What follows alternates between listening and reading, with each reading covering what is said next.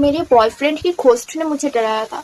तो hey guys, I am Sneha and एक कहानी है। जब मैं 8th क्लास में थी तो एक लड़का था जो जिसका नाम हम रखते हैं सीट। तो वो लड़का ना क्लास 6 से मेरे पीछे पड़ ही रहते थे। हाँ, बहुत बार प्रपोज कर रही थी मुझे, पर मैंने कभी हाँ नहीं बोला। तो एक्चुअल में वो मेरे बॉयफ्रेंड नहीं थे, मैं थी उस लड़के का क्रश अगर बोला जाए तो फिर हम एक क्लास 8 में गए तो उस वो लड़का मेरे से 1 साल बड़ा था। तो वो 9th में थे एंड मैं एक दिन मामा के घर गई हुई थी। तो मेरे घर के पास में एक दोस्त है। उस दोस्त ने मुझे कॉल करके बोला कि हमारे इलाका में एक्सीडेंट हो चुकी है, बाइक एक्सीडेंट, बहुत ही बुरी तरीके से। एंड मतलब जो लोगों की एक्सीडेंट हुई है शायद नहीं बचेगी। तो फिर उसे भी नहीं पता था कि वो लोग कौन है, तो उसने नहीं बताया। फिर मैं एक दिन बाद घर वापस आई और मुझे ना इतने याद नहीं था कि ऐसे भी, तो मैंने भी उससे नहीं पूछा। फिर मैं घर आने के बाद मेरी मम्मी पापा गए थे मामा के घर में। तो मैं घर में अकेले हूँ बिल्कुल, और रात में मुझे अकेले ही रहना है। हाँ, तो ये पता थे उस दोस्त को। तो मैं अकेले हूँ, मैं खुद के लिए खाना बनाया, थोड़ी सी मैगी बना लिया। तो फिर मैंने सोचा थोड़ी देर बाद में खा लेंगे। हाँ, तो मैंने फ़ोन चार्ज कर रही थी, वो भी बेड के ऊपर बैठी हुई थी मैं और फ़ोन चार्ज कर रही थी। और एकदम सामने में ना, बेड के सामने में एकदम मिरर है। तो मेरी उसी दोस्त की कॉल आती है एंड वो बोलती है कि तुझे पता है सीट मर चुकी है। तो मैं तो बस, तो क्या सीट मर चुकी है कैसे? तो वो बोलते हैं कि वो जो मैंने तुझसे बोला था ना कि एक्सीडेंट हुई है, उस बाइक में सीट थे और उसके भैया थे। मैं तो और मतलब मुझे दुख से ज़्यादा मुझे गुस्सा आ रही थी मेरे दोस्त के ऊपर। उसे पता है कि मैं रात में अकेली रहने वाली हूँ और वो मुझे रात को ये सारी चीज़ बता रही है। मतलब कौन सेंस नहीं है क्या? तो मैं तो डर गई ऑब्वियसली। और मुझे तो ऐसे फील रहता है कि वो 2 साल तक मेरे पीछे पड़ा था, पता नहीं अब तो मेरे खेल खत्म। तो मैंने कितनी शिद्दत, मतलब कितनी प्यार से मैगी बनाई थी खाने के लिए, वो भी मैंने नहीं खाया गाइस, बिकॉज वो बाहर में थी। हाँ, तो और मैं घर की उस बेड की कोना पे ही बैठी हुई थी, तब भी मैं बैठी ही रही। मैंने नहीं भाई मुझे, और मैं अगर मुझे बेड से ना नीचे जाना है तो फिर एकदम सामने उस मिरर, तो मुझे ऐसा लग रहा है कि मिरर में अगर मैं देख लूँगी तो कुछ तो हो जाएगा। दरवाज़ा बस एक मेन दरवाज़ा बंद कर रखी थी मैंने एंड खिड़की भी खुली हुई है। तो मेरे में इतनी हिम्मत नहीं कि मैं उठ के खिड़की तक जाऊँ और वो बंद करूँ। मुझे ऐसे लग रहा है कि अगर मैं खिड़की में गई तो पता नहीं किसके हाथ आ जाएगी, मेरे हाथ पकड़ लेगी। मैं तो मतलब गई ही नहीं। तो अब मुझे तो इतनी डर लग रही है। तब 7-8 ऐसे कुछ बज रहे थे और मुझे पूरी रात अकेले रहना था। तो मैं तो डर के मारे बोले नहीं, मेरे से तो नहीं होगा भाई, मैं तो अकेले रह ही नहीं पाऊंगी। तो मैंने क्या किया, मैंने मम्मी पापा को कॉल करी। तो फिर तब जाके 9-10 बज चुके थे। हाँ, तो मैंने पापा को कॉल करी, करके बताया कि हाँ पापा, मैंने तो इतनी भी फ्रेंडली नहीं हूँ पेरेंट्स के साथ। तो मैंने बोला कि हाँ, हमारे स्कूल में एक लड़का था, ऐसे एक्सीडेंट हुई थी ना, वो उसी बाइक में था, तो उसकी मौत हो चुकी है और अब मुझे तो बहुत डर लग रहा है, मैं अकेले नहीं रह पाऊँगी। हाँ, तो मेरी मम्मी ने बोला देख, इतने डर मत, कुछ नहीं होगा, बस रह ले हम, बस अब तो रात हो चुकी है, हम नहीं आ पाएंगे, तो हम कल सुबह सुबह आ जाएंगे। हाँ, तो मैंने बोला नहीं मम्मी, मैं तो नहीं रह पाऊंगी, मुझे तो बहुत ही ज़्यादा डर लग रहा है। तो फिर मेरी मम्मी ने बोला, तो फिर मेरे जो दोस्त ने बोला था ना, उसके बारे में बोला कि तो फिर उससे बुला ले, दोनों साथ में रह ले। तो उसके तो घर में थोड़ी मतलब इशू थी, तो वो नहीं आ पाई। और वो साफ ही बोल रहे थे देख मैं तो नहीं आ सकती।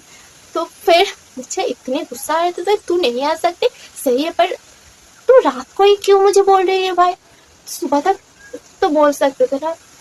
तो मैं बस अकेले बैठी हूँ, मैं हिला तक भी नहीं, मैं फोन चार्ज कर रही हूँ और ऐसे ऐसे बैठी हूँ।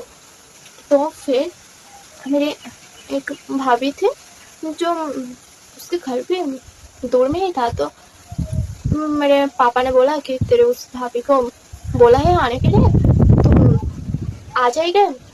तो तब जाके बज रहे थे रात के आई थिंक 10 11 11 से भी ज़्यादा हो चुके थे टाइम। तो फिर उस भाभी आई मुझे कॉल करे हुए, इसने हाँ तू दरवाज़ा खोल दो, दरवाज़ा मतलब मेन गेट, एकदम मेन गेट। अगर मैं गई मेन गेट खोलने तो फिर मुझे एक रूम का दरवाज़ा खोलना पड़ेगा, फिर एक दरवाज़ा और है वो घर के मेन गेट है, और मुझे जाना है रोड पर एक मेन गेट है उस दरवाज़ा खोलने के लिए। मैं तो ख़त्म। पर नहीं, मैंने साफ मना कर दिया, मैं तो नहीं जा सकती। आप जैसे तैसे करके मतलब आने का रास्ता था, हाँ दरवाज़ा तो बस नाम के थे, तो आने का बहुत ज़्यादा रास्ता था। तो मैंने बोला आप आ जाओ, और टप ऐसे। तो भाभी ने आ गई, और भाभी फिर मैंने दरवाज़ा वगैरह खोली, भाभी आए, मैंने नहीं खाया, वो मैगी वैसे ही पड़ी हुई है, मैंने इतनी मतलब खाने के लिए बनाया था पर मैंने नहीं खा पाई। तो फिर जैसे कि मुझे थोड़ी सी बस नींद आई थी, बस तब जाके 12 तो बज चुके थे आई थिंक। तो फिर मैं थोड़ी सी बस नींद आई थी, एंड 2-3 बजे कॉल आ रही है उस भाभी के फ़ोन में। हाँ, इतनी ज़ोर से फ़ोन बज रहे हैं, मेरे फ़ोन तो हमेशा साइलेंट रहते, तो मुझे वो बहुत ऑड फील होते हैं। हाँ, तो इतनी ज़ोर से फ़ोन बज रहे हैं कि मैं तो भाई ये क्या है। तो मैं तो डर के मारी उठ, मेरी नींद खुल गई। हाँ, तो मैंने देखा कि फ़ोन बज रहे हैं, फिर भाभी ने भैया कॉल कर रहे थे, भाभी ने कॉल उठाई। फिर भैया के मतलब काम पे जाना था, घर में नहीं रहे थे। हाँ, तो काम में जाना था, तो इसलिए खाना वगैरह बनाना था, भाभी को तो बुला रहे थे।